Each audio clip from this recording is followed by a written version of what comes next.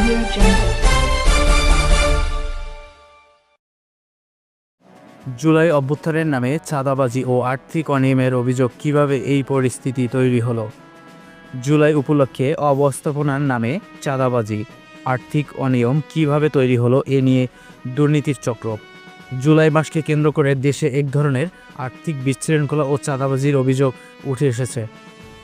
ব্যবসায়ী, পরিবহন মালিক সমিতি এবং সাধারণ জনগণ অভিযোগ করেছেন, ঈদ ও মৌসুমি কেনাকাটা, পণ্য পরিবহন, বর্ষাকালের জরুরি পরিষেবার অজুহাত বিভিন্ন জায়গায় অতিরিক্ত অর্থ আদায়, আর্থিক অনিয়ম সংঘটিত হয়েছে।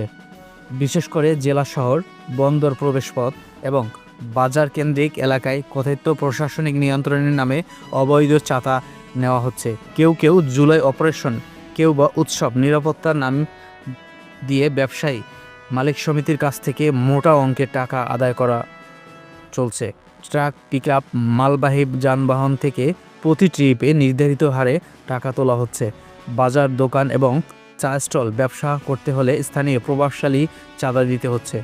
সরকারি কিছু প্রকল্প বা ভাতার নাম অতিরিক্ত বিল তৈরি করে অর্থাৎ আত্মসাৎ করা হচ্ছে। রাস্তায় সংস্কার, ড্রেনেজ এবং জলবদ্ধতা দূরকরণীয় কাজেও অনিয়ম প্রমাণ পাওয়া গেছে। প্রশাসনের নজরদারির অভাব এবং রাজনৈতিক বিশ্লেষকরা মনে করেছেন এটি নিয়ে